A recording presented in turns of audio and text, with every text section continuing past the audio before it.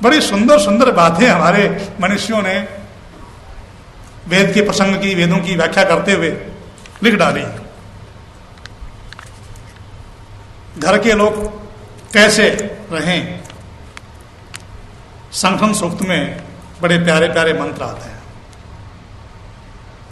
संगच्छध्वम संवदध्वम संवो मनांसि जानता। इसका सामान्य भाषा में अर्थ करते हैं साथ मिलकर चलो। ऐसा नहीं, गम धातु के साथ जब सम लग जाता है तो उसका अर्थ हो जाता है मिलो। गम धातु का अर्थ सामान्य रूप से है चलना जाना, पर सम जब उपसर्ग लगता है तो उसका अर्थ हो जाता है मिलना। वेद मंत्र कहता है परिवार में, समाज में, राष्ट्र में, विश्व में शांति स्थापित करनी है तो संगच्छध्वम, परस्पर मिलो, परस्पर मिलकर बैठो। पति और पत्नी में, भाई और भाई में, बहन और बहन में मतभेद क्यों होते हैं? क्योंकि वो परस्पर मिलते ही नहीं, दूरियां बढ़ जाती हैं। और जब दूरियां बढ़ जाती हैं तो क्या हो रहा है? कम्युनिकेशन गैप हो जाता है, संवाद नहीं होता। वेद मंत्र कहता है, और ये वेद मंत्र केवल परिवार पर नहीं पूरे विश्व पर लागू होता है। ये शांति वार्ताएं होती हैं तो क्या करते हैं? वो परस्पर मिलते हैं, परस्पर मिलकर बैठते हैं। क्यों बैठते हैं? वेद मंत्र कहता है संवदध्वम, मिलो ताकि संवाद कर सको। संवाद क्यों करो? संवो मनांसि जानता, ताकि तुम अपने अपने हृदय की भड़ास निकाल सको, तुम्हारे मन एक हो सकें। संवो मनांसि जानता कहते हैं कैसे? देवा भागम यथा पूर्वे संजानाना उपासते।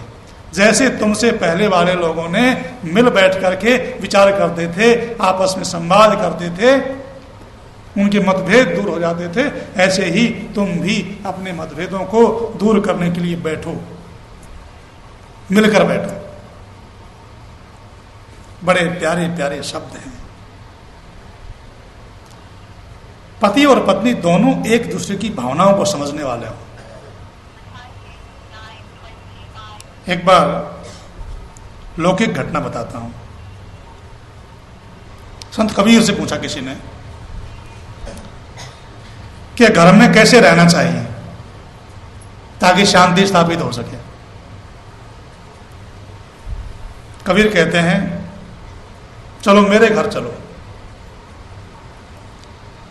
क्योंकि हमारे यहां भारतीय संस्कृति में यह सिद्धांत है, जिस बात को हम अपने ऊपर डालते हैं उसी बात को जनता में कहा जाता है। देखो, विद्या के मैंने शुरू में बताया था 4 प्रकार होते हैं। पहले स्वयं जानना, पढ़ना, चिंतन करना, फिर उसको अपने जीवन में ढालना, और फिर दूसरों से कहना, बताना। यदि जीवन में खुद नहीं डाल पाते तो मत कहो, कहोगे तो उसका प्रभाव नहीं पड़ेगा। इसीलिए आज कथाओं का प्रभाव नहीं हो रहा। कबीर ने कहा कि चलो भाई मेरे घर चलो, मैं बताता हूं कैसे रहना चाहिए। घर ले गए। पत्नी से कहा कि मेहमान अतिथि घर पर आए, अतिथि देवो भव। हमारे यहां 5 यज्ञों में एक अतिथि यज्ञ होता है। प्रत्येक गृहस्थ के लिए अतिथि यज्ञ करना अनिवार्य है। तो घर जाते हैं, पत्नी से कहते हैं कि भोजन बनाओ, अतिथि आए हैं, देर होगी थोड़ी सी। पत्नी ने भोजन बनाया और 2 सब्जी बनाई, एक दाल और एक सब्जी। दोनों खाने बैठे, अतिथि भी और कबीर भी। खाना आरंभ किया तो देखा अतिथि ने कि दाल में तो नमक तो है ही नहीं बिल्कुल, उसको तो खाना बंद कर दिया। कबीर जी तो देख रहे हैं तमाशा। दूसरा क्या किया, सब्जी को देखा। सब्जी को देखा तो सब्जी में नमक बहुत ज्यादा है। भाई जल्दी जल्दी में एक तो कबीर जी लेट आए, फिर अतिथि को लेकर आए। जल्दी जल्दी में पत्नी भोजन बना रही थी तो सब्जी में 2 बार गिर गया, दाल में डालना भूल गई। वो दाल की 1 बार के नाम का सब्जी में डाल दिया। तो अतिथि सब्जी को जैसे तैसे पानी को या जैसे भी कुछ लगा करके थोड़ा सा कुछ खाया।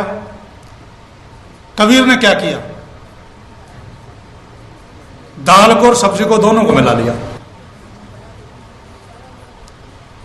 और बड़े मजे से भोजन करने लगे। अतिथि ने कहा कि आप तो कर रहे हैं, हमारा तो भोजन पूरा हो गया, क्योंकि खाया ही नहीं गया उससे। कबीर जी कहते हैं तुमने तो किया ही नहीं है। हाँ, इसमें तो एक में तो नमक नहीं है और एक में नमक बहुत ज्यादा है, मैं कैसे करूं इसको।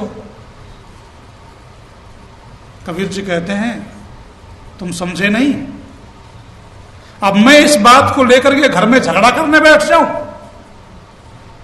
मुझे मालूम है कि मेरी पत्नी से, मेरी देवी से भूल हो गई, तो मैंने सोचा चलो आज एक प्रयोग ही करके देख लो, एक बढ़िया प्रयोग हो जाए। सब्जी और दाल दोनों को मिला करके कितना टेस्टी बनता है भोजन। तो हमें तो, और पत्नी का धन्यवाद देते हुए पत्नी से कहने लगे, देवी आज तो तुमने बहुत बढ़िया भोजन बनाया है, आज तो तुम्हारी सब्जियां बहुत प्यारी थी, मैं तो निहाल हो गया इस सब्जी को खा करके। और कभी 5, 7, 10 दिन में ऐसी सब्जी तो बना दिया करो।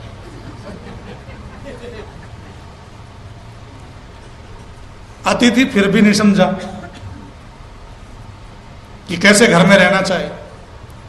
फिर कहते हैं अपनी देवी से कि मेरी चौकी लाओ, मेरी पुस्तक लाओ। गलियारे में, चौक होता है घर में। दिन का समय था, बैठे और कहा एक दीपक लेके आओ। दीपक भी रख दिया चौकी पर। पत्नी ने कहा नहीं कि पागल हो गए हो क्या, ये नहीं कहा कि दिन में दीपक जलवा रहे हो सूर्य की रोशनी में, ऐसा नहीं बोला। पत्नी ने बड़ी श्रद्धा से चुपचाप दीपक रख दिया जलता। अतिथि देख रहा है और कहता है शायद मैं तो जा रहा हूं, देखो आपके पास दोबारा तो शायद आना ही संभव नहीं है। कबीर कहते हैं क्यों भाई, बैठो और चर्चा करेंगे।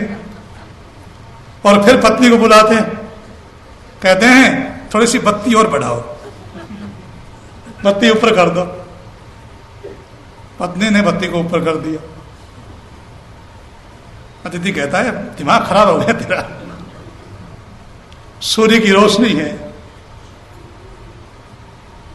और इस सूर्य की रोशनी में, तपती हुई धूप में आप दीपक जलवा रहे हैं, उसकी बत्ती भी और बढ़वा रहे हैं।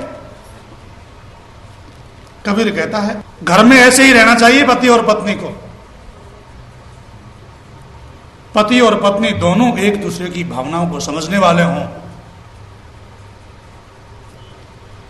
मैंने कहा मेरी पत्नी ने वैसे का वैसा कर दिया, क्योंकि इसने सोचा कि मेरे पति बहुत बड़े संत हैं, बहुत बड़े विद्वान हैं और ये इस माध्यम से दुनिया को कुछ अलग ही संदेश देना चाहते होंगे। उसने बिना ननोनच किए मेरी आज्ञा का पालन कर दी गई और तुम्हें वो बात अभी भी समझ में नहीं आई। ऐसे घर में रहना चाहिए। सहृदयम सामनस्यम जाया पत्ये मधुमतीम वाचम बद्ध शांतिमाम। दोनों एक दूसरे की भावनाओं को समझें, दोनों एक दूसरे के साथ शांति देने वाली मीठी वाणी का व्यवहार करें।